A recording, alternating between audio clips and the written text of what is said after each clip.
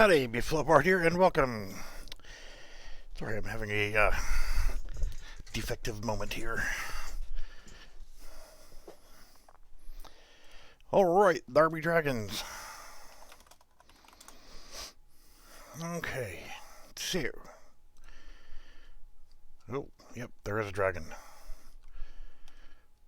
Kinda big, isn't he? Hey, watch that shit. That hurt. And now I'm dead. Alright, so timing is not perfect on it, and I didn't set up death. And haven't set up an actual animation system for the dragon moving and walking and that kind of stuff. But flame works, does damage, and has a particle effect to go with it. Alright, so somebody requested this, and I'm like, what the hell, I've never tried it before. And no, that's not a really big sausage or a cigar. That is the collision area of the flame. And I'll show it, and then I can reproduce it really quickly. It took longer for me to get the timing down with delays and so forth. Essentially, the dragon, the mesh, playing in idle animation. I didn't set up an animation blueprint. This was like a quick throw together. So I added the flame, and whatever I added the flame, I socketed the thing to the dragon's head. This is the actual particle effect, and turned off auto activate, or it would have been on all the time, and didn't want that. But while I had it on there, I went ahead and added also a flame capsule collision. I could make it larger if I want to, but whenever he does the animation for doing the flame, it will enable the collision of the actual capsule and allow it to do damage whenever it interacts with a player or a character in general. So, quick look at what I did here. On event begin play, you can pretty much ignore this. This is just the looping for making it just continuously do the attack over and over and over just so I could see what it looks like. But I went ahead and set collision enabled to no collision on the flame capsule, or the capsule collision for where the flame is going to actually be, or do damage for it at least. So that turns it off. With no collision on it, it won't do anything. You can walk in and out of that collision and it won't do a thing to your character. And that's just so that it's not always lethal or going to do damage. And then run a custom event or created one, and I didn't set up any kind of replication or anything else too. This is just getting it working. So just ran a 1 second delay for the attack. Not sure why I put a delay here, but I did. So try it with that whenever I reproduce this. And then on the mesh, I just told it to go ahead and play the animation for the flame attack. You could do this however you want to. And then it was just a matter of putting delays in to get the timing just right for the movement of the animation, where the flame should start, where the flame should end, and that kind of stuff. There's other ways of doing this, but this was just a quick way of getting it done. And at that point, I activated the flame, just got a reference to the flame, and said activate. Since we turned off auto activate, it's not activated when it first starts. So when it does the attack, we have to activate it. And then at that point, whenever the flame is active, we take our flame capsule collision and we set collision enabled to collision enable. And then run our timing, deactivate the flame, and at this point, we need to say no collision for the flame capsule collision. That way, whenever it's done doing its fire attack, that cone doesn't do anything. And then I just ran a delay and set the animation back to idle again. And I'm actually going to put, I got a 5-second delay in between, so that's good enough. So now, as you can see, if I go back in here and take this flame capsule collision and uncheck hidden in game, we'll be able to see it whenever the dragon's actually there. So if we were to run up here and jump into that capsule collision, nothing is going to happen until it actually does the attack, it applies the damage, and then it's off. So you can walk into it, it doesn't do anything until the attack is going, and then it works. So walking in it does nothing. Like I said, you actually have to be in it whenever the attack's going on. But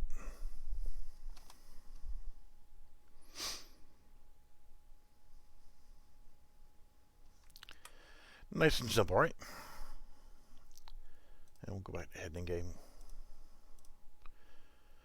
Alright, that's that. So let's start from scratch here.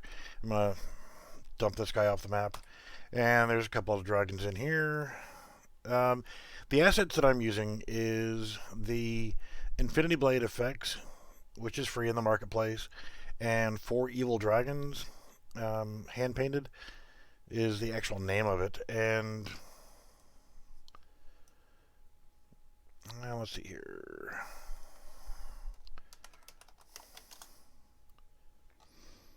I believe it was free also. Yeah, so it's free in the marketplace. And so if you want to play around with that, there's a free and there's a paid version, but there is a free version right here. So if you wanted to play along with this, you can grab that one. Like I said, the Infinity Blade effects is also free. And Tiny Dragon. I think, is that the one that the individual was talking about? Yeah, looks like it. Or looks very similar. Alright, so dragons wise here, we've got another one here. So if we want to use this guy,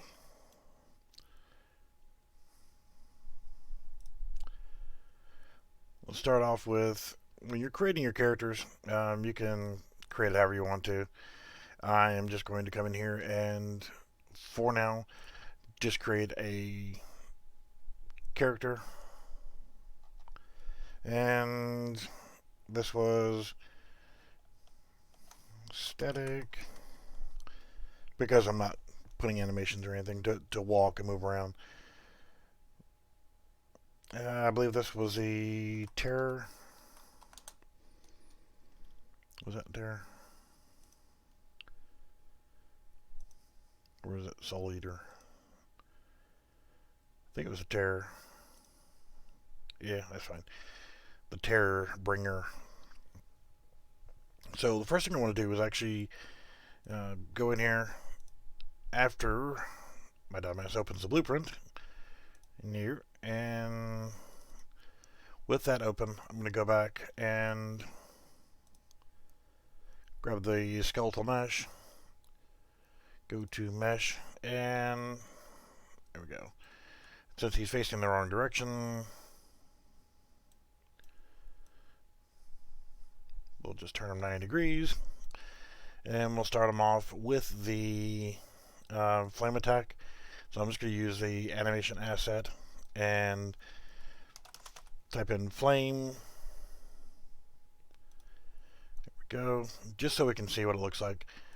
File and save, and we'll go back into our blueprints. And we are here, so let's move this guy here. As you can see, because it's a character, it's floating above the ground because I didn't position it right. And we'll move him forward a little bit. To get it to look right, I'm going to select the mesh.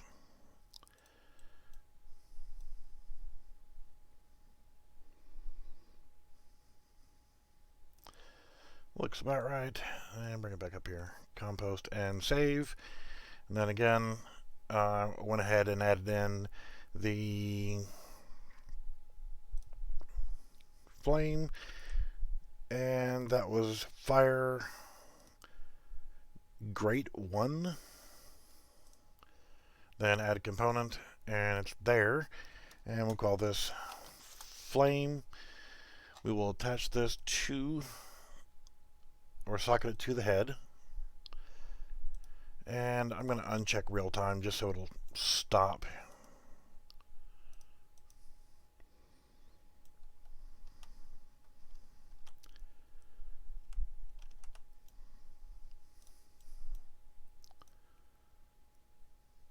Rotate it 90.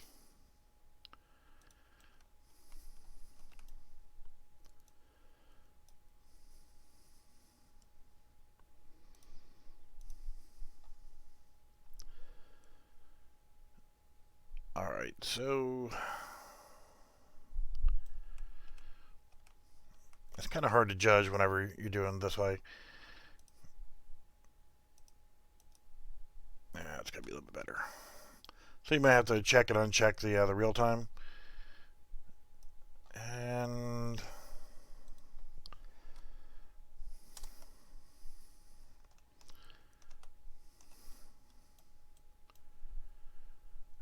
Unreal Engine 4, please.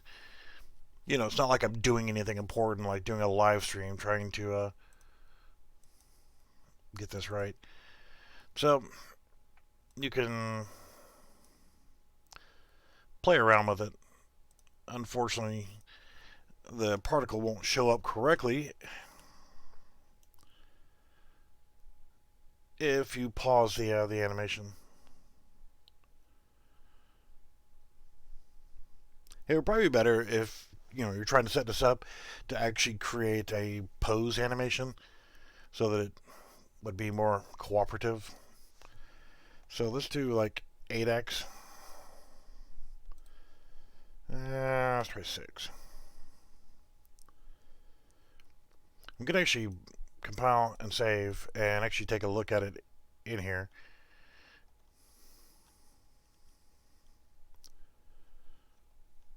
Let's shrink it down a little bit more.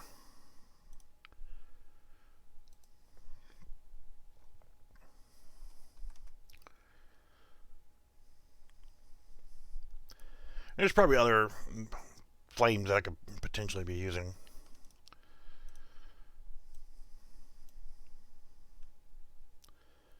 So I'm going to click off, and then I'm just going to type in capsule for a capsule collision, and I'm just going to call that my flame capsule, and make sure that's socketed to the mesh, or attached to the mesh, and socketed to the head as well. And you can actually take, this is going to be -20 and 0. Then I'm going to right click on location and copy. Go to here and paste.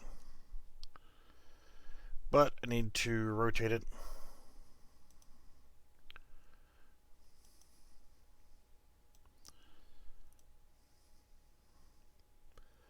-90. And let's go with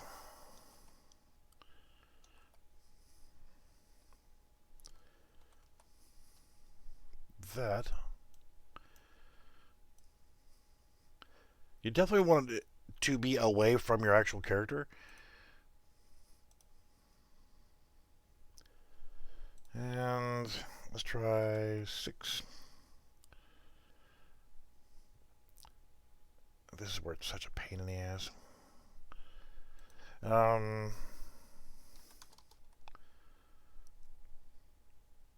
Yeah, 400 looks okay. And I told you to be -20 and 0. And I'm going to uncheck hidden in game so I can take a look at it.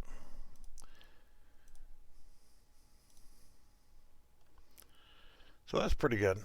And it doesn't have any collision. Well, since it's not aiming down, let's take the flame and rotate it down by 10, and we'll do the same thing with the flame capsule and rotate it down by 10. Unfortunately, that's putting it out of position now.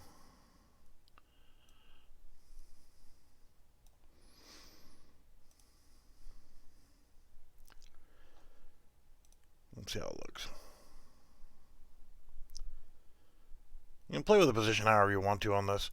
I won't get as in-depth into doing this one as I did on the other one, but so now whenever it's doing the attack, it's if you're in the flame, we want it to be able to do damage. Alright, so looks like whenever we start the animation, we've got almost a 1 second delay. So let's go ahead and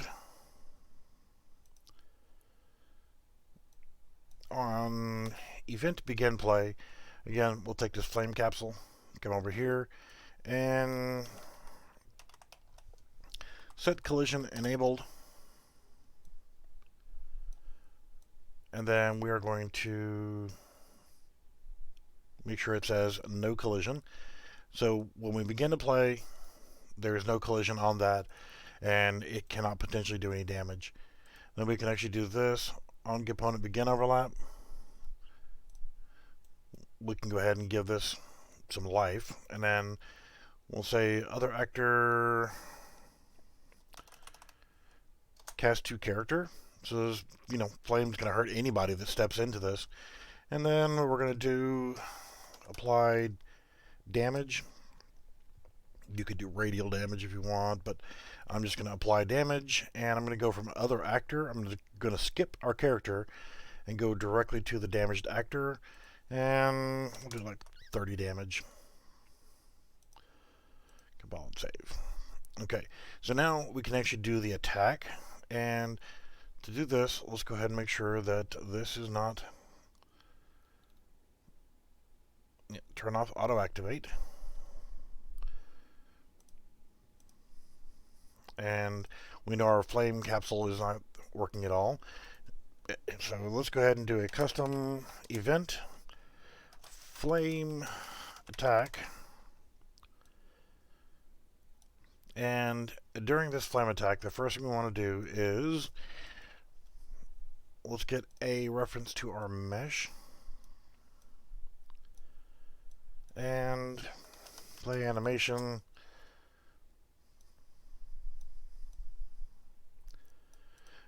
Let's actually look back at our mesh again, and let's tell it to go to an idle animation.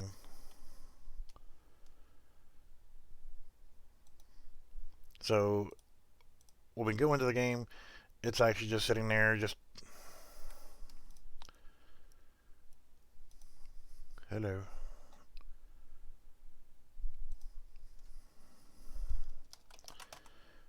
No, idle.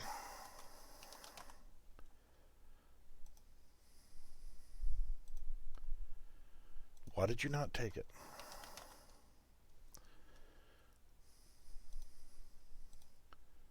Oh. Why are you being an asshole? We have our mesh, and we go back to the actual animation and idle. I don't know why it wasn't taking the animation. So when we look, dude's just chilling. This thing, the collision, is not doing any damage whatsoever, which is good.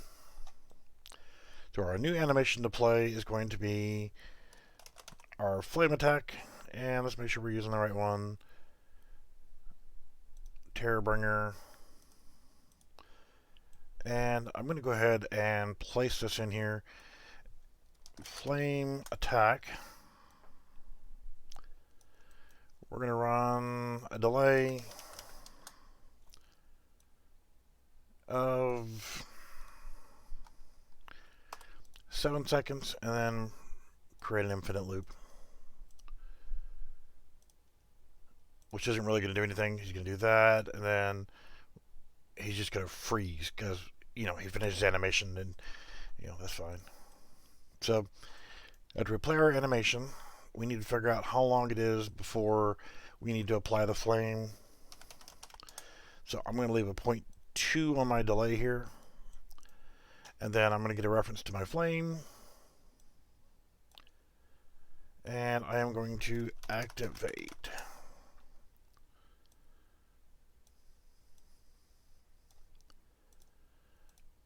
And we can take a look at that. Then we've got a 7-second delay, and I want them to, but we need to tell it to deactivate, all that kind of lovely stuff. So let's do our flame attack, and then let's go ahead and grab our flame capsule so we can apply damage. We're going to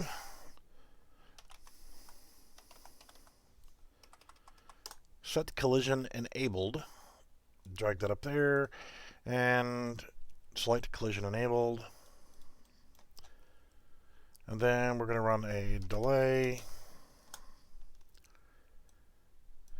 And I don't know what the delay is going to be yet, so I'll come back to that. So it's going to turn on the flame, turn on the damage capability, and then it's going to, we need to turn these back off again. So we'll grab our flame and deactivate.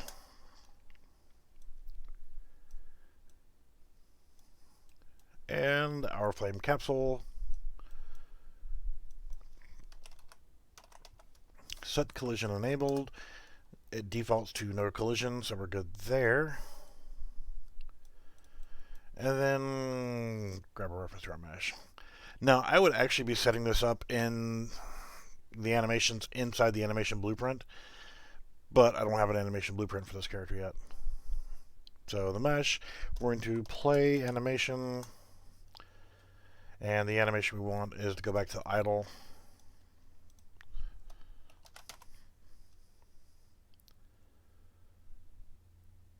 And that one. And it'll be a looping animation for that. So if we look here, we start the attack. Alright, we didn't put enough delays in, so we know that after we start our attack, yo, what's up, buddy? Start our flame attack. Let's give this 2.6 seconds, because the animation sequence is probably 2.667, 2.66666666667. So we start the attack. We want... Ouch, that hurt.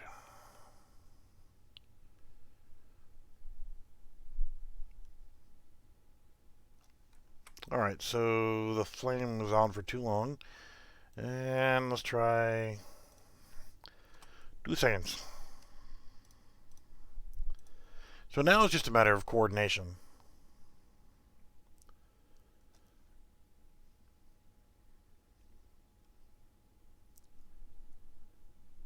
And let's go ahead and, after we turn off all these thingies, let's put in one more delay here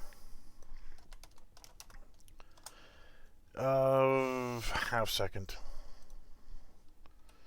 Somebody asked me about doing a flame attack for a dragon, and I'd never done it before, so I'm like, you know what?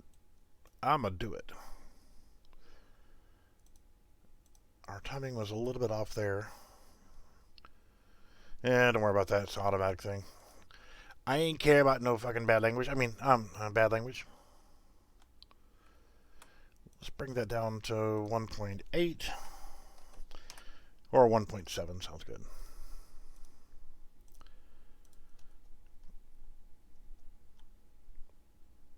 And there we go.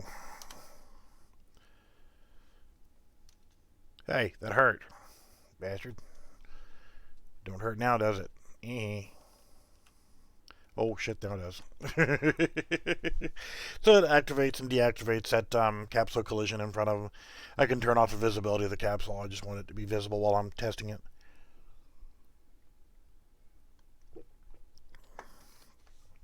Now the same basic effect can be used for melee attacks. Um, the capsule collision can be put on a hammer or a sword or a spear or what have you in the area that would be causing the damage.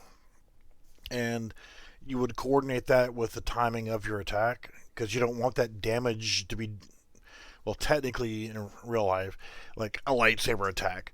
Once that lightsaber, the saber portion is out, it's going to do damage. So if you touch yourself with it, you're just screwed.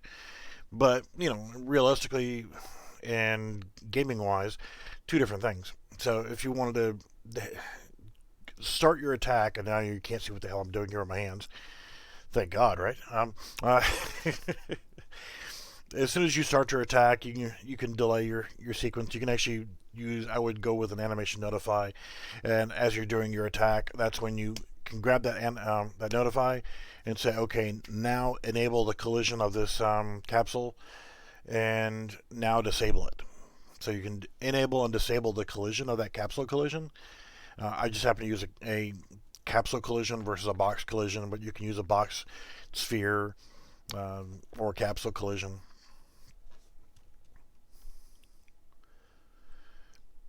So, like I said, the same effect here. Our dragon looks lovely, but let's get rid of it. And I can show another example just without a dragon. Like, we're like, well, we have a fire in my scene, but I want it to damage my player. But how do you damage it realistically? Like I think you're thinking about here. These effects here don't look too bad, so let's just create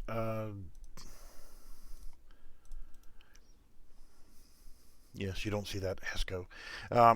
Had concept for a game that you see these let's see, think and do things at the same time. Um, you see different things in games like real-time strategies where I want to build a wall. So you build your wall around your base, and then you build a barracks, and you build a command center, and you build a turret, and you build that kind of stuff. But what would happen if instead you were actually in a third-person or first-person shooter, um, where you walk around and like, okay, I want to build a Hesco wall here, but I want my entrance to be here. You could actually individually place Hesco bags, and they would just build over time, and it would rise up and that kind of junk. So you could have the effect of building a base. So fire. A torch.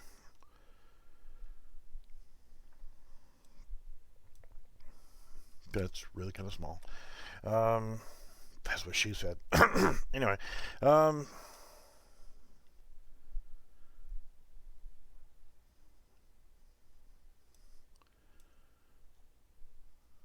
okay, that's lovely. So you add a fire to your scene here. Um, this is actually lava, so you can see it actually is spouting downwards. Or if you wanted to do something like lava drips, looks almost like a flame coming down, but it's a really fast particle.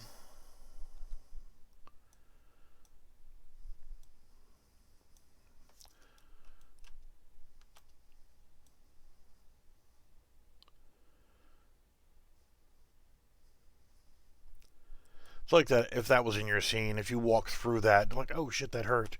You could set it to where the capsule collision was right there. If you interacted with that capsule collision, then that's what would actually cause the damage. Just want a normal fire. Alright, so that's fine right there. So we'll grab this, add component, particle system, and there's our fire. File save. And then we take this one, get rid of it, put our blueprint in, and we'll just zero it out. So now we got a fire. And, we want to interact with this fire like, okay, if you step in it, then you get your ass burned. That's what happens whenever you step in fire, right? So let's add a capsule collision. And drag it up. You see the fire is moving? I mean, you could shape this to get it as close to as possible.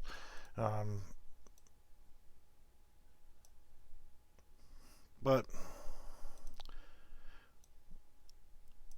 we just offset it a little bit. So it contains the area of the flame as much as possible. You can make it bigger, whatever you want. You could add multiples. It doesn't have to be just one. And then look in the map. It's good enough.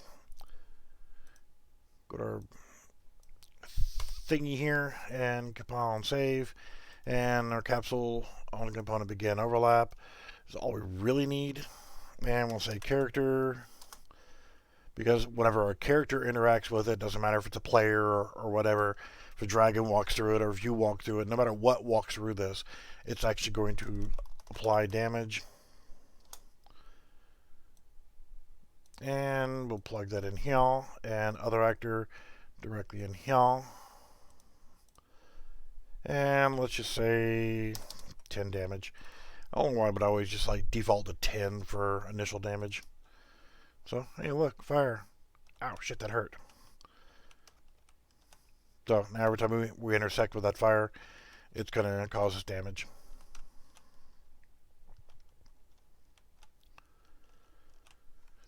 The weird thing is, I did this challenge a while back for seeing who was going to be quick-witted enough to come up with a good method of doing this. How do you have, we'll say, like a tear gas or a poison grenade or poison smoke or something of that nature? How would you do the same thing? Some really cool effects in here. You could do basically the same thing. Technically speaking, if you throw a poison gas grenade and then suddenly you get this smoke cloud, wouldn't it be the same thing as if you were doing the fire? Just put a capsule radius of the effect, and once you interact with that area, then there you go.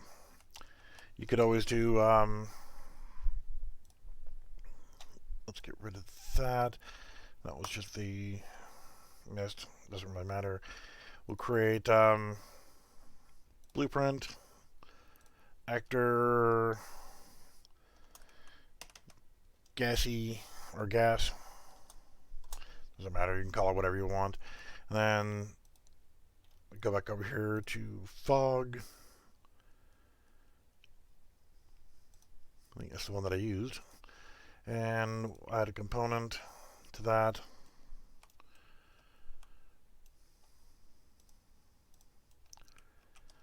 You can see pretty much where the area of effect is. So you would just do the same thing. Put in a capsule collision.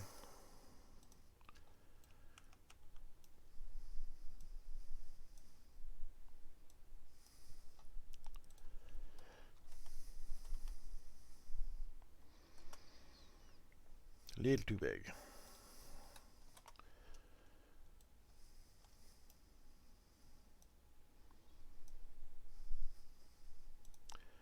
And just scale it however you need to.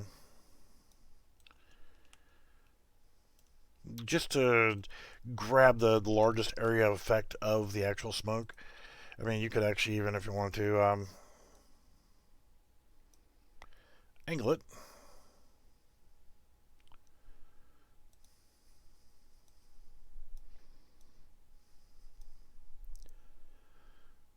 Just so you can get the appropriate angle and,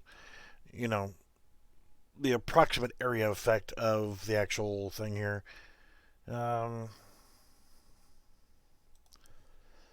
Just a hair bigger. That's good enough. So you can see where the smoke is actually there in the scene. So if you actually made this as a grenade, um, on event begin play, it then pops. Let's see if we have. Well, I'm not gonna get too carried away with this. But you could do like a flash, like pow, the grenade explodes, and then do the same thing here with event begin play, and grab a reference to your capsule and turn off the collision to it. Um, I'm not going to bother with that, but if you guys want to see like a gas grenade or poison gas grenade or what have you from start to scratch, like how you throw it, the animations to go with it, the smoke effect, the lifespan, things like that.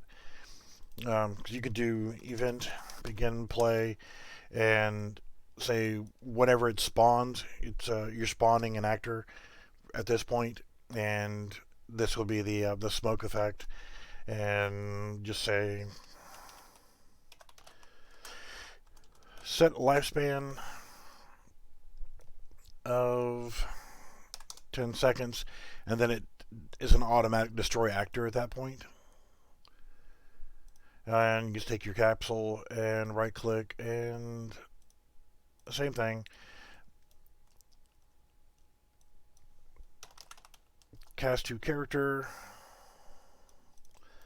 and then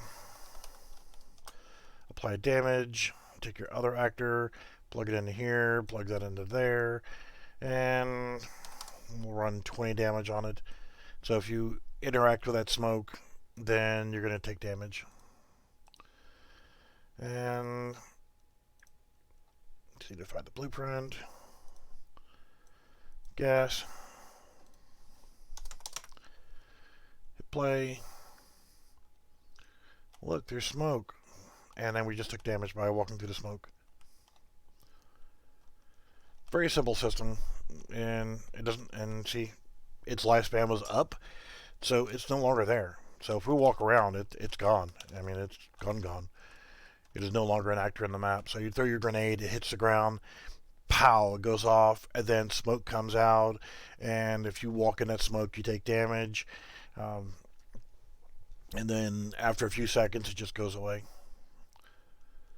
You can make that as big as you want or as small as you want. So that's it. Nice and simple.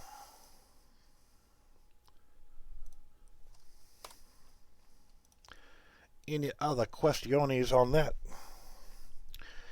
And the whole chair situation, yeah, I forgot there was one friggin' thing. I'll take a peek at that really quickly. But I thought it was kind of cool playing with the dragons.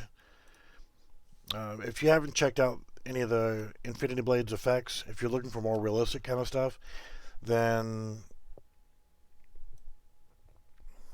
it's worth checking out. Snow particles to get snow coming down.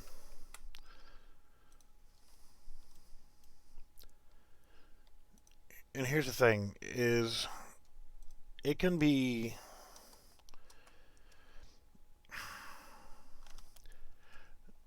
this is a small map, obviously, and I'm going to see the particles everywhere inside this, but how do you make it to where you see the snow no matter where you're going falling, but you don't have the snow covering your entire frickin' map? I mean, do you want to make this 100 by 100 by 100? I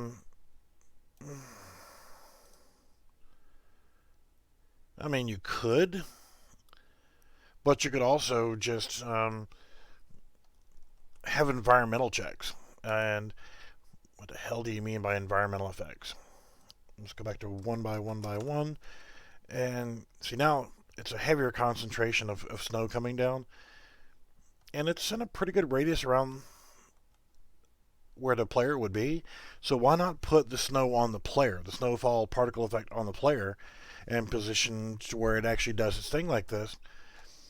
And whenever you walk into a certain area of the map, just like you're doing with lighting, you could use a large box collision that you can scale to whatever size you want, and then have the particle effect attached to the player. So when you go into this large area with the box collision, then that area has snow. And do an environmental check with the player character. So when you walk into that zone, it casts to your player character and set is snowing to true and run a custom event or whatever to spawn the particle effect emitter here to the actual player. So as you're walking around, it's always snowing around you until you get to a certain point and you get out of that box collision area for snowing, and it's not going to be snowing in that location. So you could actually attach it to the player, and if you walk inside of a building, say if you do this huge particle effect on the entire map, what's going to happen is it's going to be inside your buildings, it's going to be everywhere. You don't want that. So if you decide you want to enter into a building, you could actually tell it to, when you walk in the building, to deactivate that particle effect. Or, you know, that way when you walk in, it's attached to the player. So when you walk into a building, there's no snow on the inside of the building. So you're putting that environmental effect on the actual player.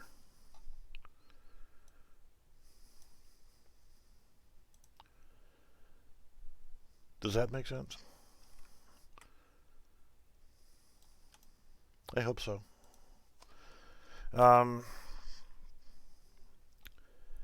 Really cool effects in here.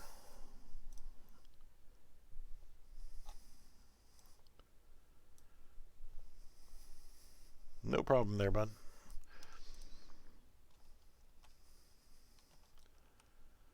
Hey, I didn't know how to do the thing, so I just made it up as I was going along.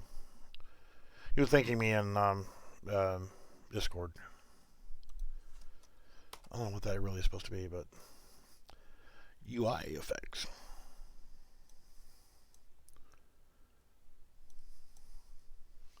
Interesting. Boiler smoke. Really cool. A lot of really good effects in here that, especially if you're using something like a fantasy type game, this would really work out well. Leaves blowing. But I like the idea of the environmental effects. We can actually do that and go to our character blueprint.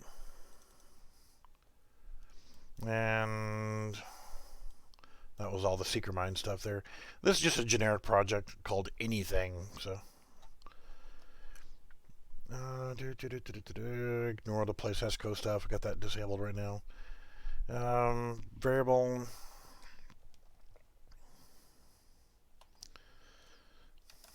Snowing. And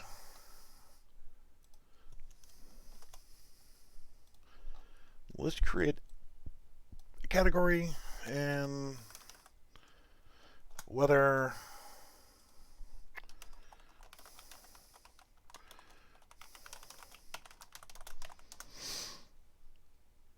But now with this, is snowing, we can set is snowing to true. We can actually do leaves blowing. Well, we won't do that one right now. We'll start simple and we'll just do is snowing. And we'll do a custom event, start snow.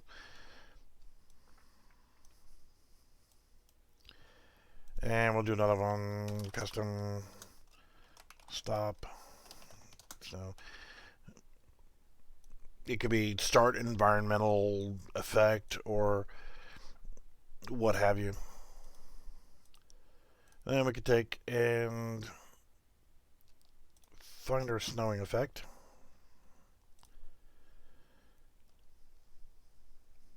Snow heavy.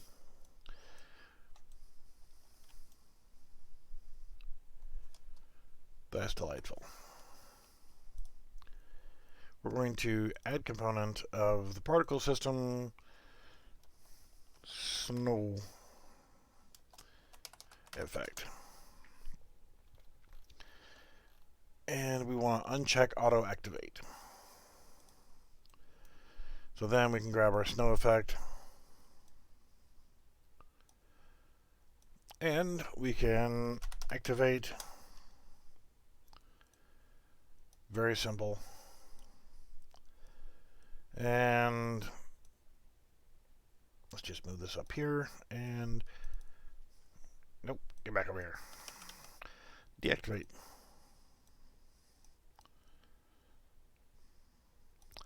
So that's all we're going to do with those two. And then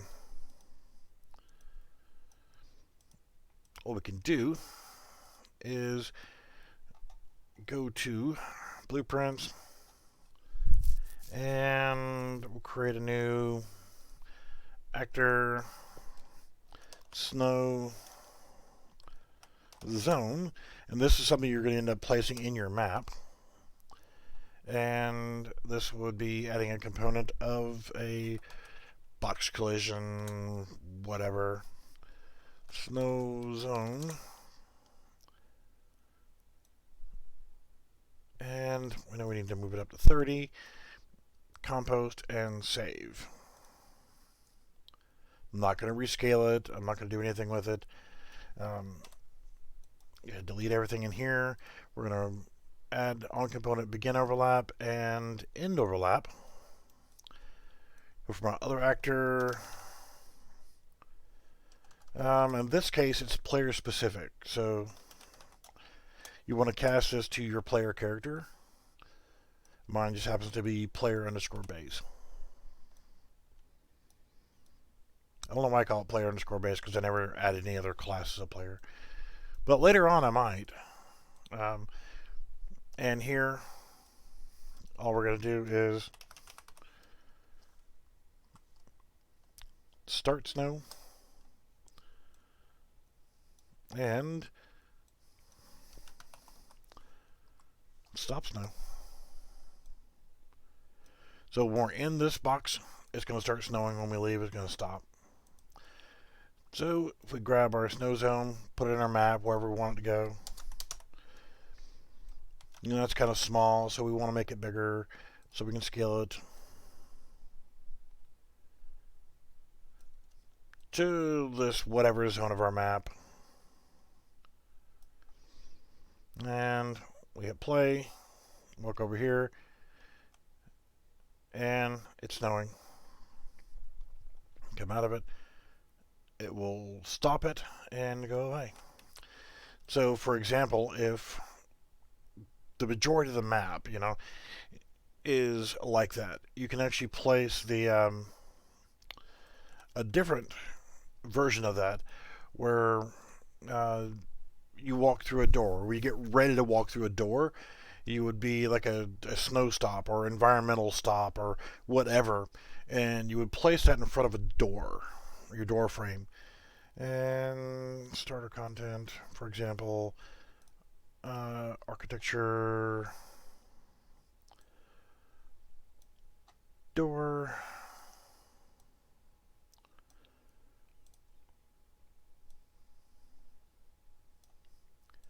so with it being in front of your door, whenever the player steps into this box right here, we could actually deactivate that and go back to our character, and let's reactivate the snow.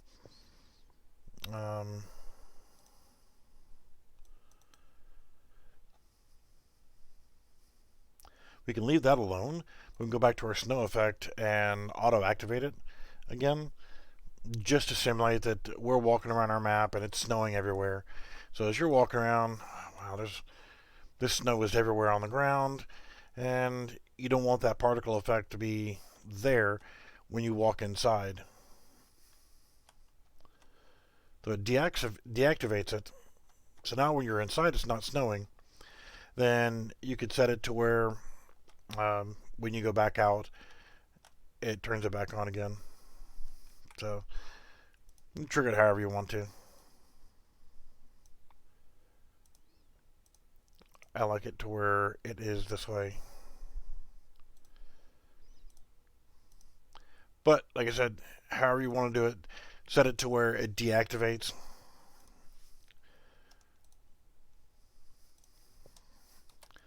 So as you're walking around, if you walk into an area of the map where it's supposed to be snowing, it starts snowing. And then whenever you leave that area, the snow goes away. So that's great for going inside. The inside portion of a building, you could create another one. And let's just do this. And I'm going to go ahead and put the door frame back up. And where's our door?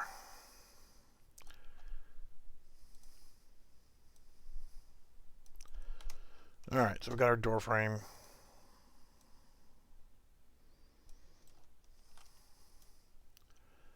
And what we want to do is go back in here again like we were doing before. We want the trigger to be right before the door so that whenever we go over here, it's snowing, we walk in, we deactivate the snow, come back in to the outside, it starts snowing again. So we're going to pretend that this is our building here on this side of the wall, and we'll just do a blueprint class actor inside. And when we do that, we add a component box and raise it up by 30 so it's flush with the ground. Compile, save, event graph, get rid of all U, and begin overlap and end overlap. What we can do here is, again, from our other actor, no, you dumb ass.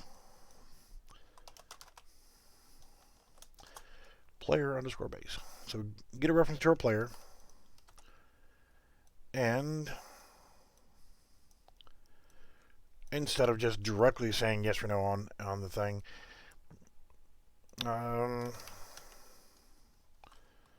it is snowing. And we need to go back into our player character, and I want to do a couple things really quickly. Because when we start snowing, we want to make sure that we set it. Set it snowing to true. And false, whatever it's not. And if we do the snow effect as an auto activate, it's going to be a little bit odd here. So auto activate. So we're constantly in the snow. We're outside. It's a terrible thing. What we want to do is when we walk inside, we want to stop it from snowing. But we need to check first. And thank you. Whenever I say give me a branch node, you give me a damn branch node. And again,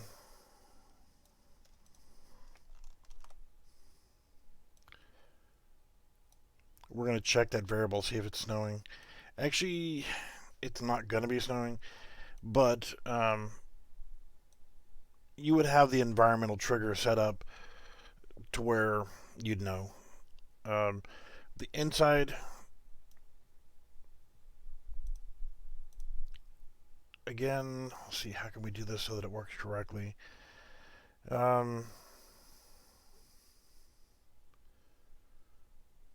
We let the map decide that it's always snowing. So for right now, I am going to set that to true. This is just spitballing here. So we know that it's snowing. Well, see, that's the other thing too, is you can set it up to where You can set the particle effect outside the house as well. But instead of it actually being scaled up to cover your entire friggin' map for the area where you want it to snow, you can't always. You're going to have weird blocky areas where it is unless you're rotating and scaling and that kind of stuff. So we just want the overall general effect of it around the player, and you can set it up outside and around the building to always be on. You can just put that particle effect there because you're gonna have snow on the ground and that kind of stuff too. So this is just so we don't have to scale it up and cover the entire friggin' map as we're walking around. We're always going to see the snow whenever we're in an area that's supposed to be snowing. So if the answer is true on this, then we just want to stop snow on the first one. And then down here, no, dumbass, get it from here.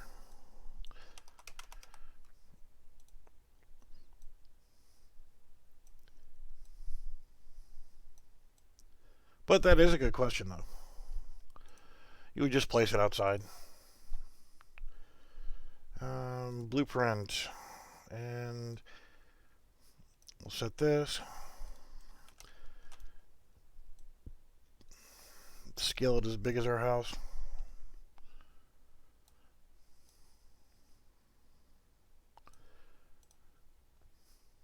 So it's snowing now.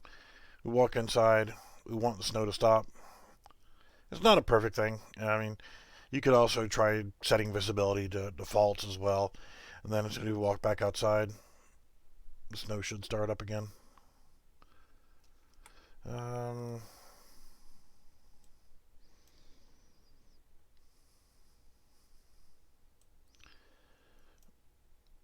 actually, one thing we're going to have to do here is so that we can get this to trigger correctly. And we'll do was snowing, and then we will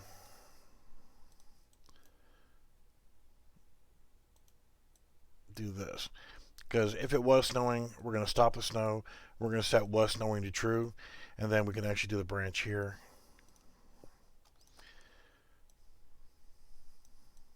And not ask the player, because the player is gonna say no one way or the other. And then if it was snowing, then we'll start snow. Or whatever our environmental effect was. So we have snow, we walk inside, snow stops, walk back outside, and the snow starts again.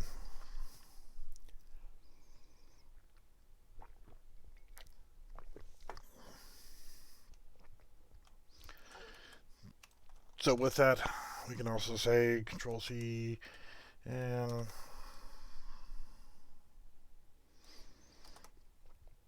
just so like you were saying there,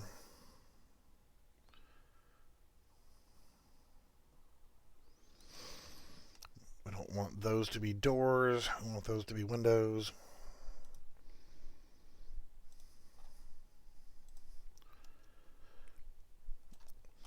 So to make it look like it's snowing everywhere else on the map, let's grab this. And no. And you, come on, you can go too. Do that.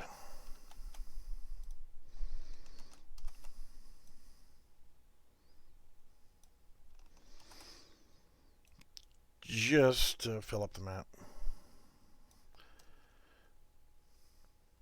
And snow. Where is snow? Snow. You'd set this up to where that particle is working.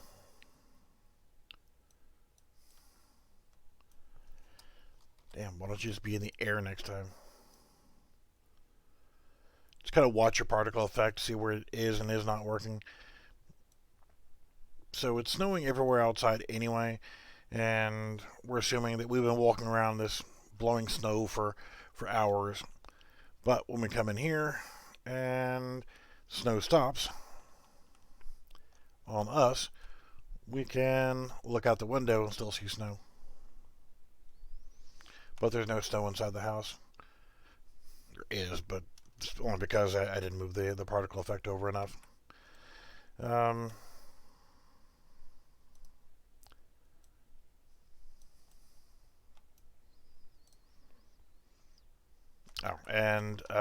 need to expand my particle effect or my inside thing to cover all of the inside. We've got our snow, and it's going to seem extra heavy because we're running two versions of that. We come inside, the snow stops, but we can look out the window and there will still be snow. This snow will keep on going.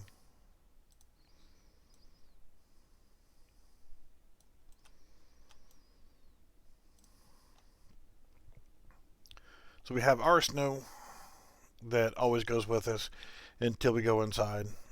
The inside portion stops it from happening. And since the other one is just only working outside around the building, we don't have to populate it through the entire freaking map. Okay, we're inside, we're done. Okay. And the snow's back. So I'm going to go ahead and unauto activate so my character doesn't walk around permanently in snow. And with it set up this way, by checking to see if it was snowing first, it doesn't automatically reactivate it. So it's snowing here, but we'll assume that, well, let's don't assume. Let's get rid of the snow here. So in an area where it's not snowing, we go into this inside area. We go back out, and why is it snowing here? Oh, because that particular one, I would make sure that if set that, we're asking is snowing, then we start to snow. And we need to go back into our player and turn off that blueprint.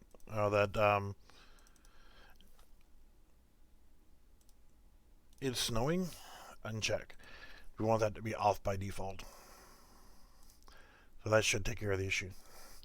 So not snowing. Walk inside. It wasn't snowing when we went in, so it's not snowing now. Cool. And since this was about dragons,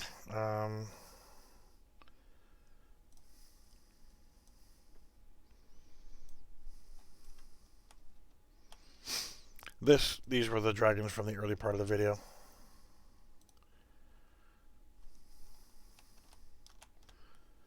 And I forgot to turn off his sausage.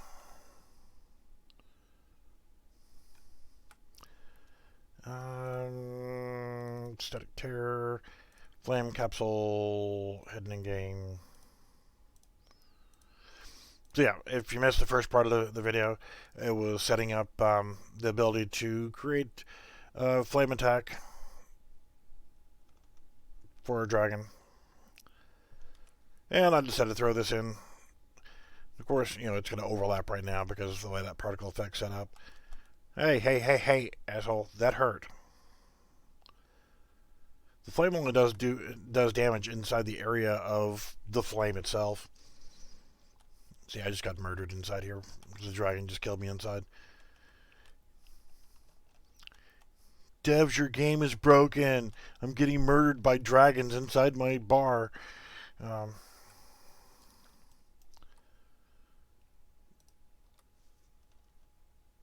Yeah, tough shit.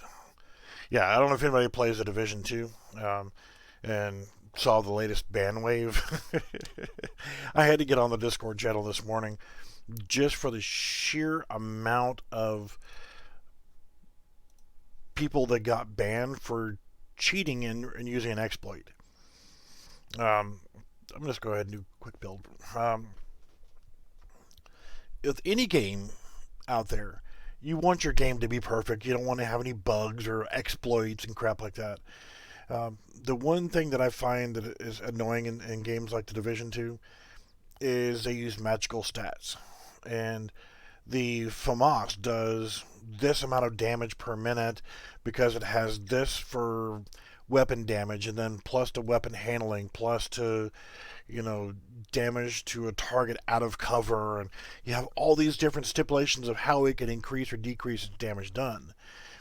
Well, when you're trying to balance all that per weapon based off of your player stats and the weapon stats, and you're multiplying this and adding that and percentage of that, and you're gonna have problems when you're doing all those magical stats for your weapons. Well, the FAMAS gets, or the M4A1, if you use this type magazine, you get a plus 20% reload speed. Huh? How does changing your friggin' magazine from standard Stanag metal GI mag to a Magpul P30, how does that increase or decrease your mag reload speed? It's just the magical stats. Well, what was happening is people found a way to exploit in the game where you could select this and do this and do that, and there was a puzzle of how you do a couple different things, and they haven't fixed the bug, by the way. I didn't do it, but I've seen people doing it after they said, quote unquote, it was fixed.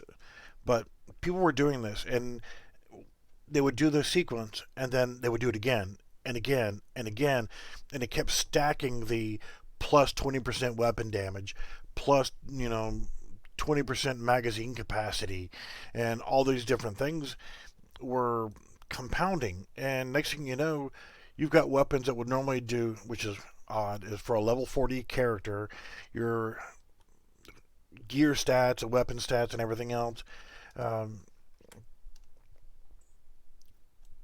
would normally do, let's say, 50,000 damage for this rifle. By compounding this glitch, you could go from a 30 round magazine to a 2,500 round magazine that's, instead of doing 50,000 damage, is doing 5 million damage. So they're going out there and one-shotting anything they're shooting at, including other players. And people were doing this, and then they're getting pissed off that, why did I get banned? Because you're a cheater. You were caught cheating.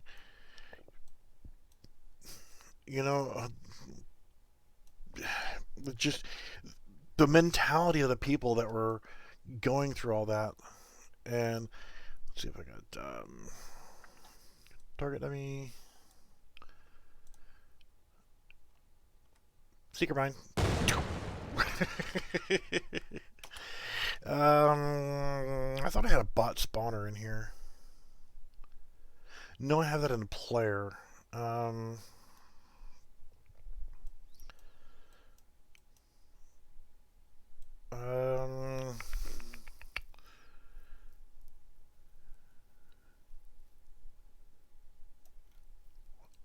Number 2 key? Yeah. So now I can do number 2 key, and I can actually spawn these guys in here. Seeker. Cluster Seeker.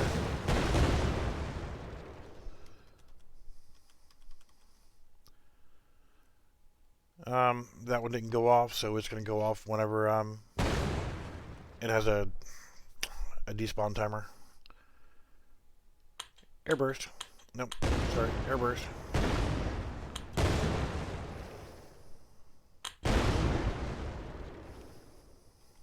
Put some more in here. And Seeker Mine. Cluster Mine.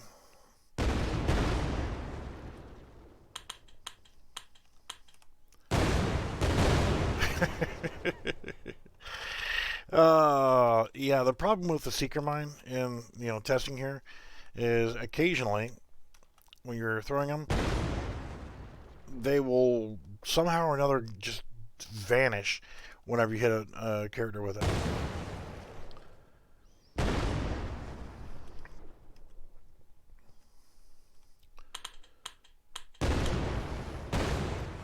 But I did set it up to where, as they're seeking their targets, let's spawn a couple of them out here. What'll happen is if, see, it was disappearing whenever it landed there. The initial one, it was just tracking to any character.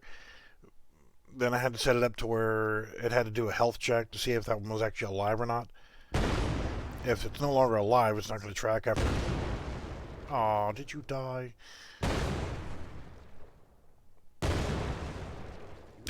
Damn, you just fell right off. But I do love the cluster. Just kind of a fun effect there. You asshole. You had to stand right next to me so that my own Seeker Mine would kill me.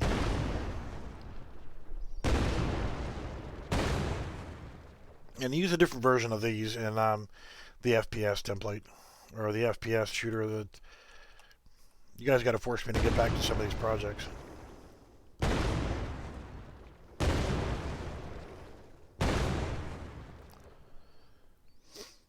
So try to keep up with free things and free asset packs for people, so that you know, you guys are at home, you got nothing going on, and I'll open up the other project here, and open project before I wrap it up.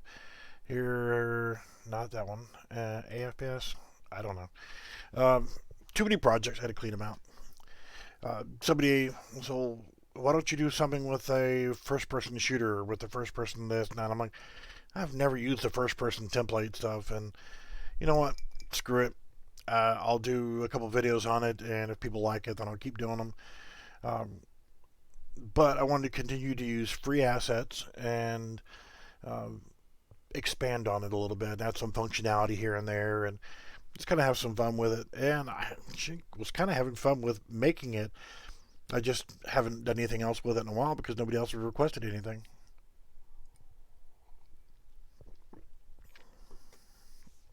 My coffee getting cold. Let's go to demo map. Nice and dark in here. This is not multiplayer. It's a first person. Well, it's dark, so let's turn on our flashlight. Got our M4 or M16.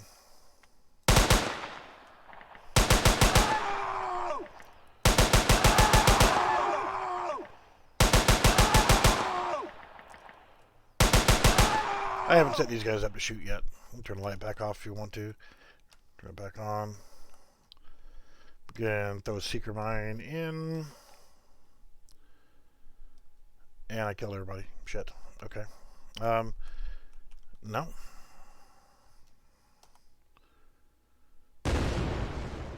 Why is the Seeker Mine not going?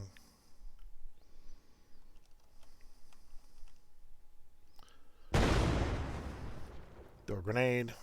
I didn't time the sequence on the grenade there. We have nothing in our magazine. Let's reload.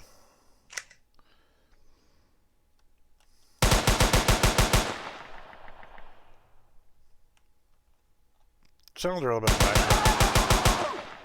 Slap your ass, fool. Yeah, that was the only thing I did for damage-wise on these guys.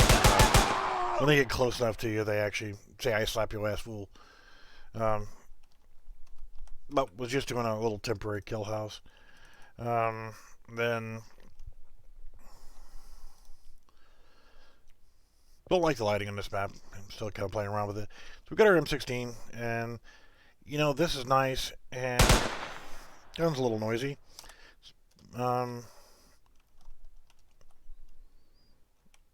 Let's change our scope around and zoom in. Hi, I see you.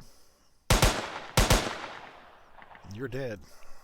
But I don't want the long range scope on here. But let's put a silencer on here. And I'll go ahead and I'll put the scope back on.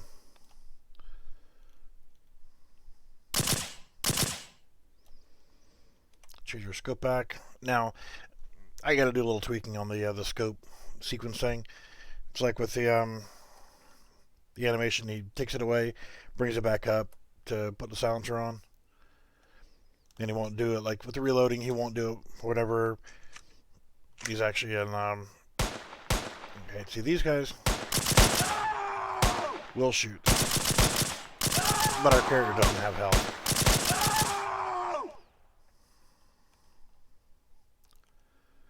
So the outside of the building doesn't have the nav mesh bounds, so these guys won't walk around. But you can throw your seeker mines in here.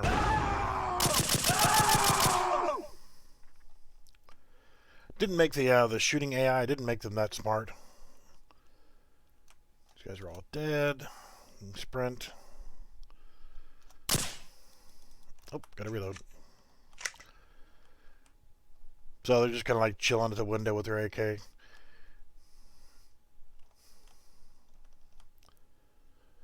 They're pawn sensing. They're looking out the window.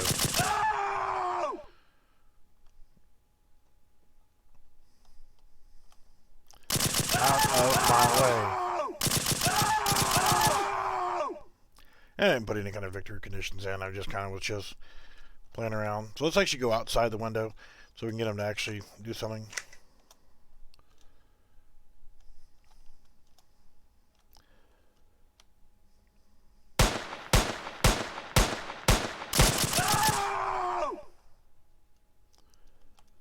And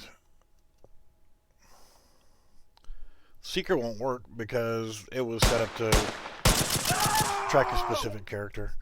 So with the Seeker, when it times out, it'll just blow up. Very crude. I didn't have a model to put to it yet. But the Seeker was just a test functionality. And I pressed a 2 on here. There's no nav mesh bounds out here, so our dude can't move around.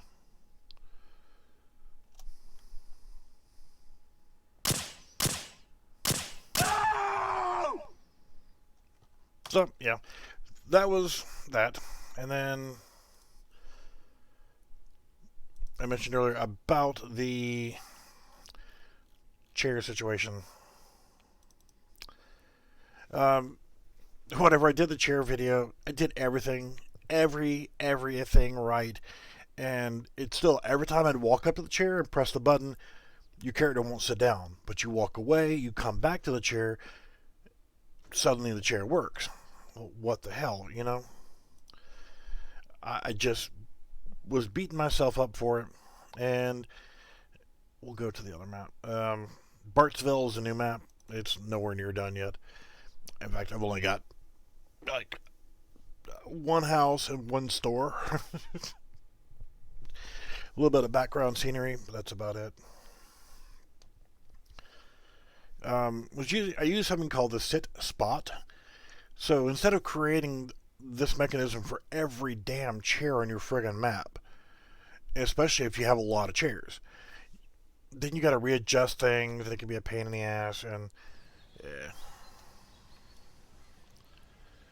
so instead, like if I want to come over here and sit in this park bench, well, I can't because it's not set up yet.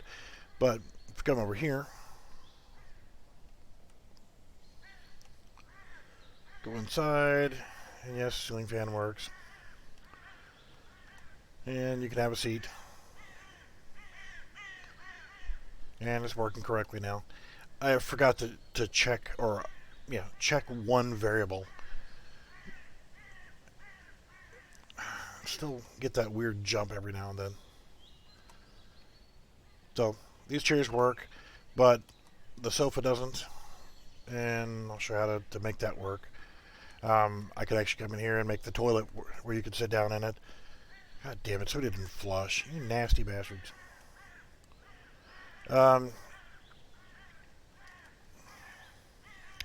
Still got to do some camera stuff here and there. You watching Pornhub or something there? Or I must not using both hands on the keyboard. So you can turn pretty much anything into a chair where you can sit down on it. The zombie spawns are working better now. I haven't turned on this house yet or activated that house yet. Or the trampoline to make it actually bounce. Um, football, you can pick it up and throw it. Um, your phone, press Q, your phone, BBG wireless. You get a correct date, correct time. Damn, it's almost 11:30 already. Um, Still nothing here, and I haven't put any money anywhere on the map yet. Uh, you're dancing, so like normal. If you want to do your sex dance, you can come in here and change it. For right now, I will get rid of the change dance button again. I was just having some issues that I had to put it in there for a hot fix. So you can change your dance, and that's perfectly replicated. Um, if you want to check temporarily, press G key and it checks to see if you're admin or a regular player or a moderator. So I am the admin, so it comes up in green letters saying admin. Since I am the admin, I have a little secret hidden button here that allows me to have a new menu. Of course, all these menus will change. And you can hit home, go back to your regular screen. The rest of them just X'd out because there's nothing there yet. Since I am the admin, whenever I go on duty to patrol my town, I'm the FBI guy. And if I want to check on my prisoners, I can just teleport into the prison and check on my 2 jail cells. And I will set up the moderators and admins to be able to, or admin and moderators to be able to send people to jail and have a jail sentence to where they stay in for a set amount of time, then they get teleported back to the regular world. So, come here in my office, have a seat. And I can hit 3, go back. And if I want to go off duty, or if I want to go in my this is testing for another mode that's going to be a goof off mode. What else? The mask shop. When I opened up this gate here, the mask shop is working correctly. I still need to go back in and fix the overlapping deal with the masks. And then once I set up the currency, I'll set prices on the different masks. So you got all the different type masks that are available. Say, okay, I want this one right here with the beanie with the burglar mask. Or let's get the fox. Well, let's get the glasses, the nose, and the mustache. So come over here and not dance with them. Of course, this is definitely so we now have the funny glasses, the nose, and the mustache, and it persists whether you're on or off duty. Incognito, right? You can go to your phone and take it off, or you can go back and put it back on.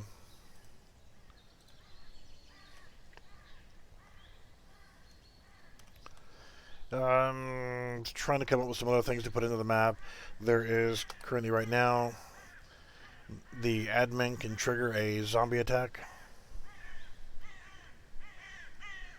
and should be yeah, it is the 5 key temporarily triggers the zombie attack, and you're attacked by zombie cheerleaders who walk really damn slow.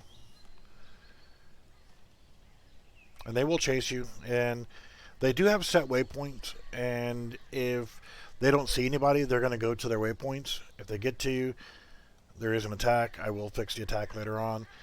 But if I manage to escape and get out of the line of sight and they completely lose me, they're pretty smart, but, well, pretty stupid. But what'll happen is they will give up, and then they'll go back to their waypoints. Do need to set their vision range. It's a little bit too far. Yeah, they know where I'm at.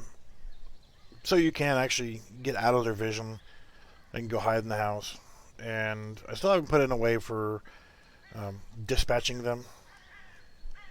And that's part of the infected mode. But the admin can actually trigger that. So let's actually come in here and 2-player, new pie. So we have our client. Here's our server. No server, he goes on duty. He can actually be the FBI guy. But as a regular player, if you're a regular player, hit the number 1 key, nothing happens. Well, because you're just a regular player. Hit G, and it comes back reporting saying, hey, I'm a normal player, in blue letters. So if I open up my phone, this button doesn't do a damn thing. I'm just a normal dude.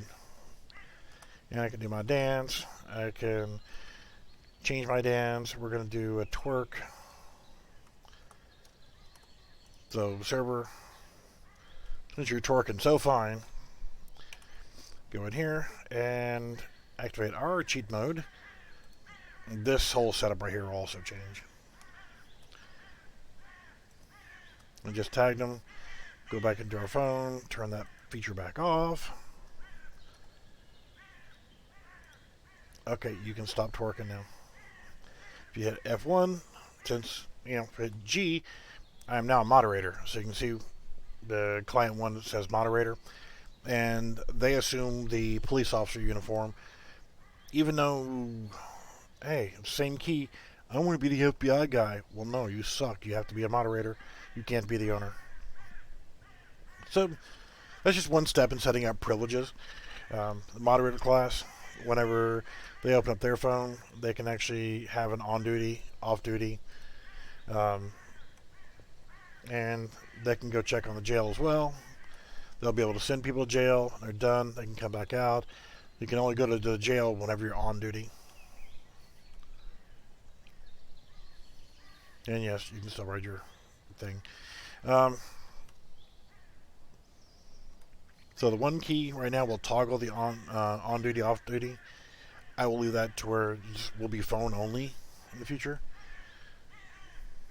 But thought that was kind of cool. The chair thing, getting it to work in an easier fashion. Go back to 1, select a viewport. So if I want to take this bench right here and make it to where it works for 2 people to sit on, I can go to my sit spot. Camera speed still set a little high. Grab this and place it here in front of the chair. And I'll put another one just right there. So now, just by dragging those and putting them in front of that, you can now sit down there. And get some new pie. Your client. You can come over and have a seat there.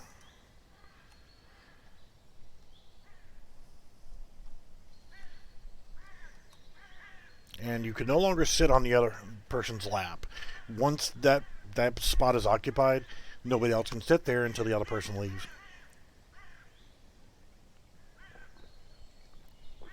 So just that quickly I can turn anything into a spot to sit down.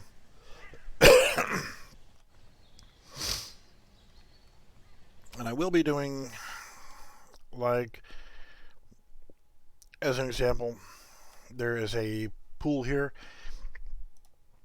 I didn't think that pool was good enough, so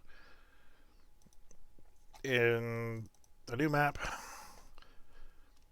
the pool is going to be a little bit bigger. Got a 1 player, select a viewport. He said, there's nothing here yet. There's just the background scenery and the grid for the streets. The beginning portion of the first store, the gas station, and over here at the house. Now this house is not enterable. It's just a static house. The lighting looks like shit. I'll have to do some adjustments on the lighting. I hate doing lighting. But you can come over here and made the pool bigger. And what I'll do is I'll trigger it to where when you're in the pool, you'll be able to do the swimming animation when you're moving, and when you stop, you'll be treading water. I'll probably make the pool a little bit deeper, Then I'll probably have to do a custom collision for the stairs, just so I can get in and out better. So if I made it any deeper, then you couldn't use the stairs correctly. But here's your background scenery.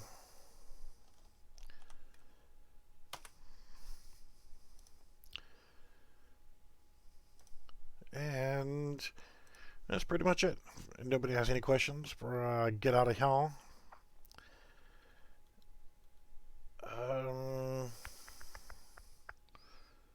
Was it Pirates? One that I was doing that had the swimming.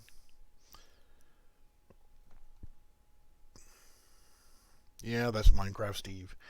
I was just testing a model, the player mesh from Minecraft. Somebody else had created the model for it, and it's terrible. It looks okay, but it just the scale is way off and that kind of stuff. I'm gonna pull up the Pirates, man.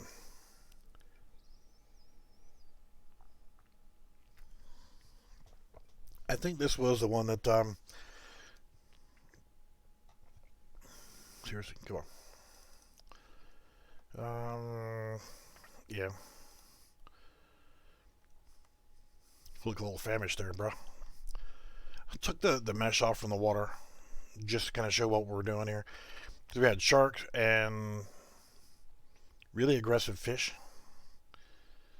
So you get into the water, the shark's going to chase after you. These aren't the aggressive fish, are they? No. You stop, you tread water, but while you're moving, you actually do the swimming animation. And then when you come out of the water, you go back into walking again. I covered this in another video. I was just kind of showcasing because I thought it was kind of cool. So I'm going to put this into the other map to where when you're in the swimming pool, you'll start doing the animations, and then whenever you're still, you'll do that, and then do a swimming animation. Yay, and there was much rejoicing. What was this one?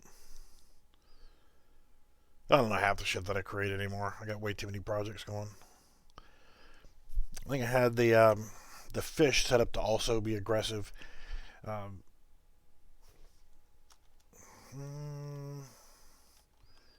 Yeah, this is the regular map. If you guys like the City Studio stuff and you want to see more of it, so let me know.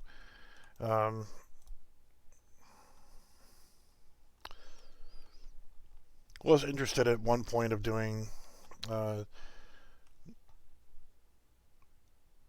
more with this, actually shooting the weapons, using the swords, and firing the cannons and things like that.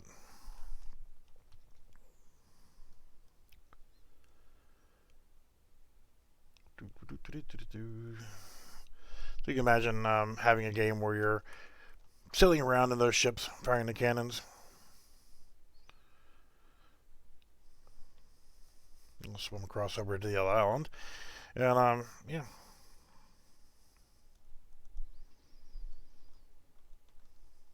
So it'd be kind of cool to set up the ships, and was experimenting with it. It'd be a lot easier to work with these. Oh no, can't get up.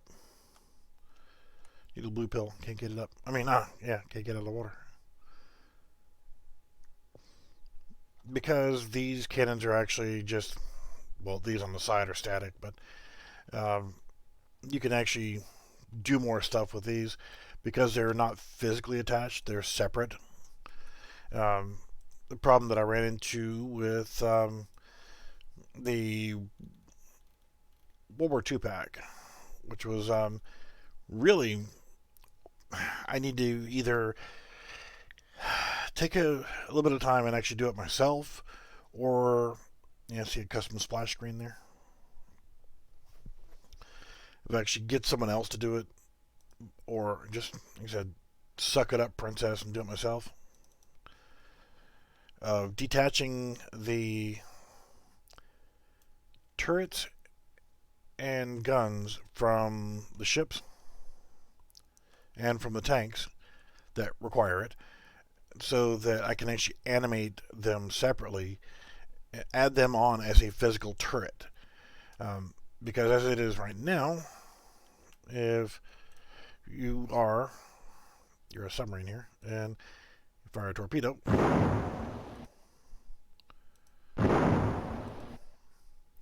you don't have control of those turrets.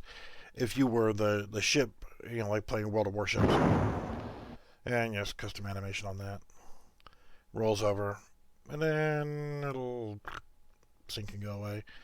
And there's a sea mine in here. Got to set up the correct collision for the player, but so I wanted to make it to where you could actually operate the weapons on the tank and the ships. Change views.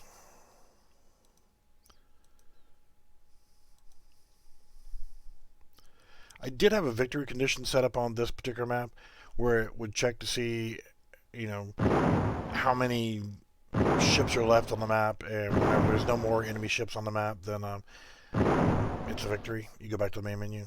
Just a quick result.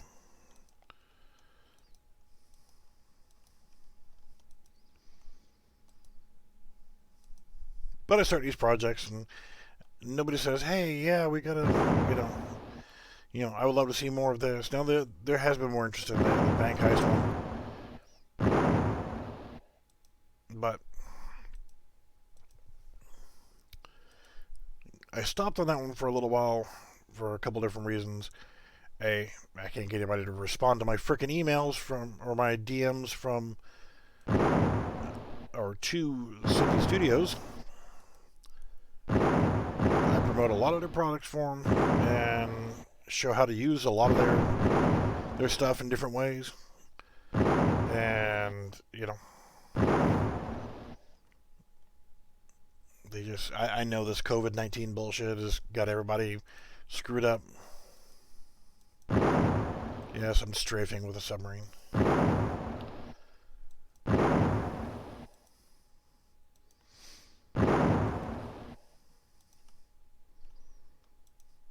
So yeah, I wanted to be able to set up the tanks to actually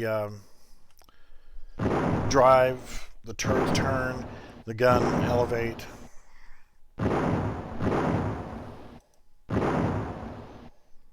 Things of that nature. Same thing with the ships. I wanted to be able to use the deck gun on the sub, or I wanted to use the guns on these are the cruisers. Get the battleship and use this is a destroyer, and have it be able to launch submarines.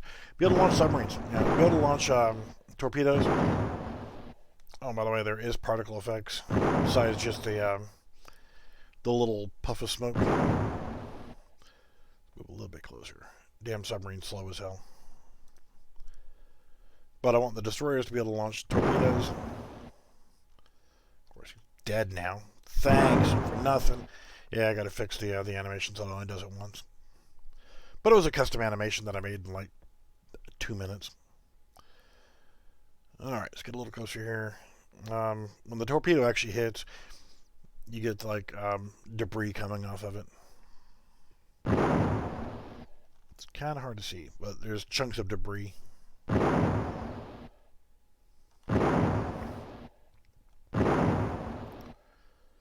Yay, there was much rejoicing, and we win. Because the problem with it is the vehicles. Now you can actually go into, it's probably a bad example here. This is the big ship. It takes me a week to zoom in on that. Same thing with the tanks. You've got the all the different road wheels are there. Okay, so if you want to create an elaborate, suspension system, you could, but you got the barrel for the gun is there,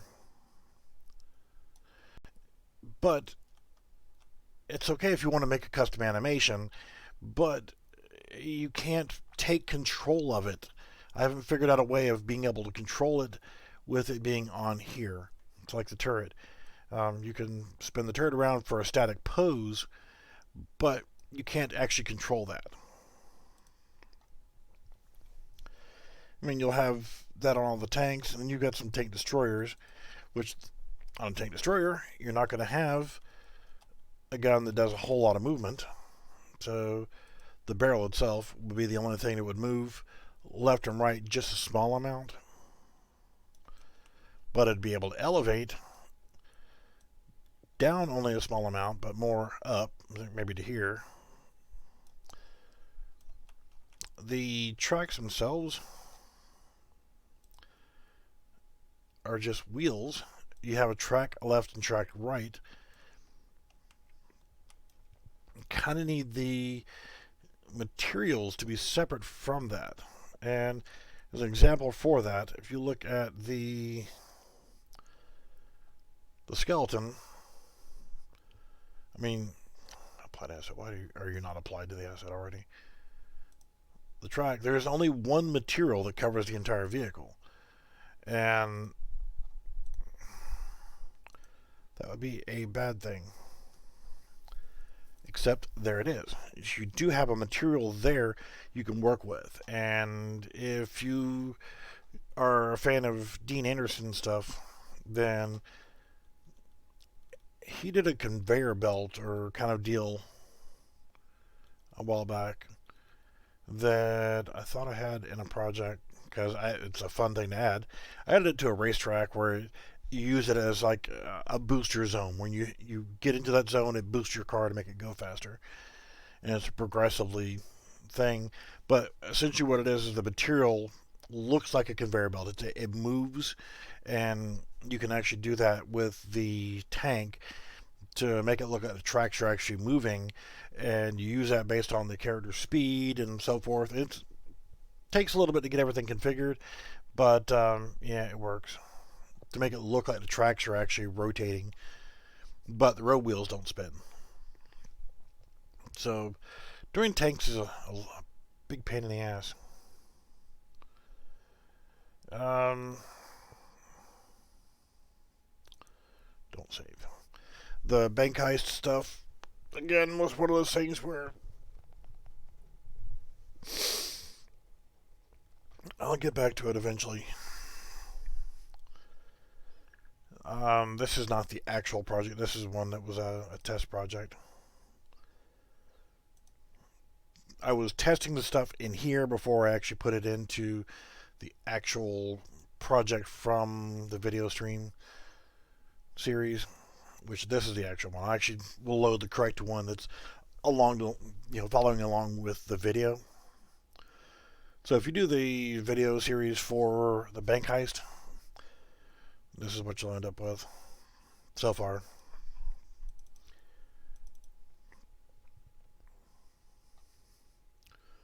Was creating a third-person multiplayer shooter deal where draw a pistol, get a line trace that comes out, you get animation for the pistol for the slide moving, get empty shell casings that come out, particle effects. Alright, I've got a tattletale on there, so it's saying what I'm actually hitting. Change your view. You're looking directly in front of it, but you have up and down, left and right. You actually have a better view here. But it was kind of cool to have the show how to in the series to make the animation. Flashlight, you can turn on and off. It's kind of hard to see there.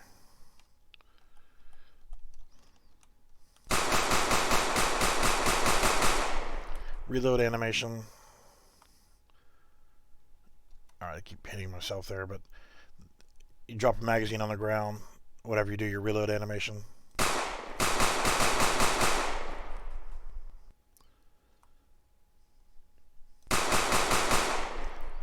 So, yeah, that's where we're at with that one. The other version, actually, I created a first basic AI system to go in there.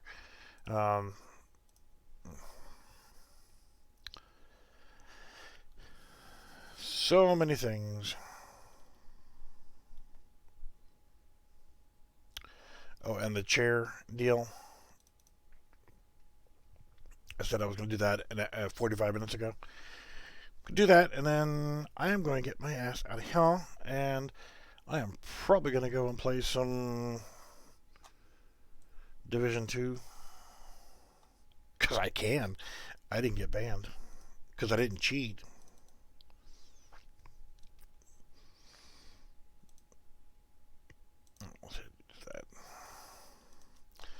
Alright, so going over and sitting down. The problem was loose nut behind a freaking wheel.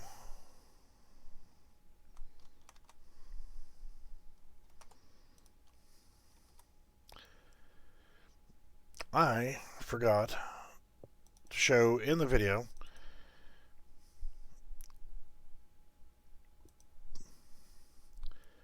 chair available is false by default. And when you walk over to the chair,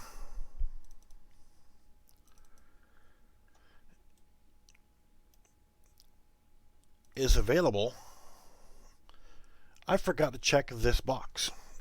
When you create a new Boolean variable, it is always false by default. When you create it, there's no check in that box. So what was happening was, let's just reproduce it the way it was. I created all the stuff for it, and everything was great.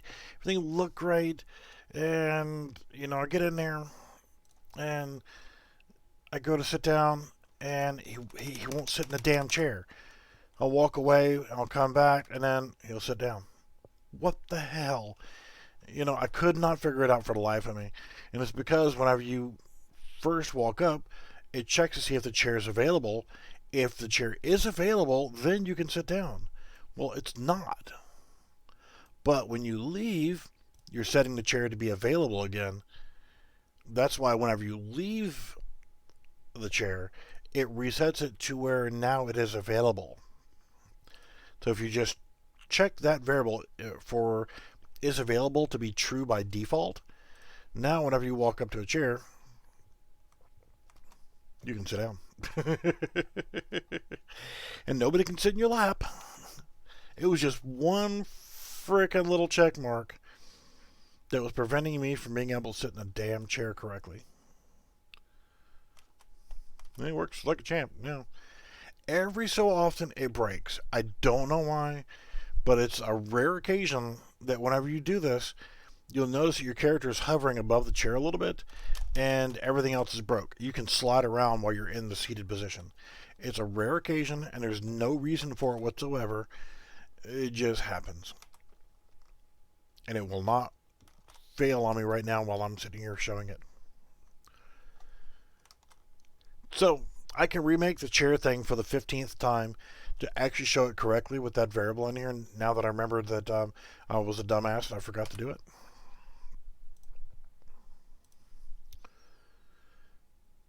I didn't change anything.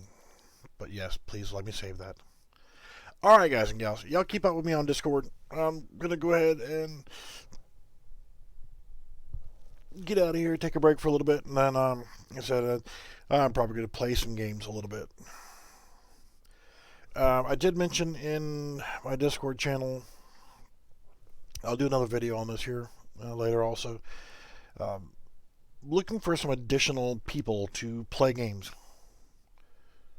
I'm lonely, somebody play with me. But yeah,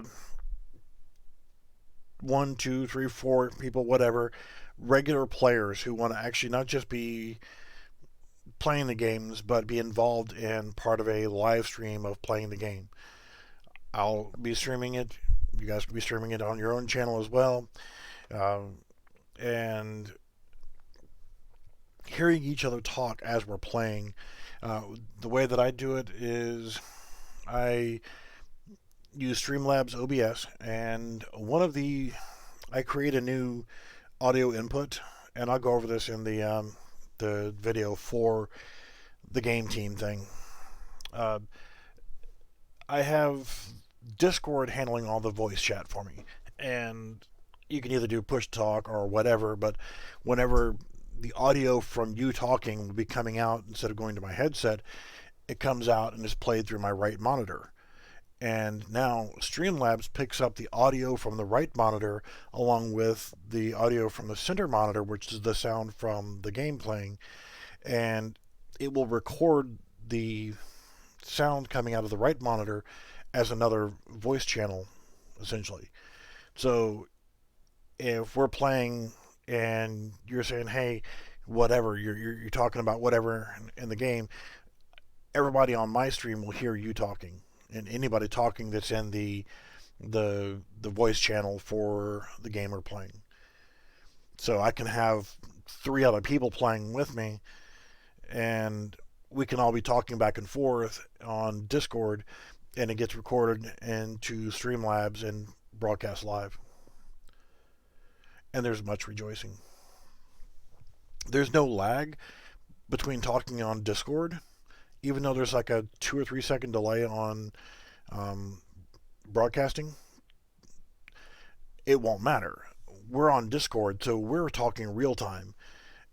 Only the video that people are watching live on YouTube is going to be a few seconds behind, but they won't notice a lag between me and the people in the group talking versus the people watching the video. There won't be any issues. All right, guys and gals, I love you all, and not just when it's cold. Um, Keep up with me on Discord, requests, so forth. Just like the dragon thing from earlier in this video. I am more than happy to try to help whenever possible. So just leave me a message on Discord and I'll get to you as soon as I can. We'll see ya and have a good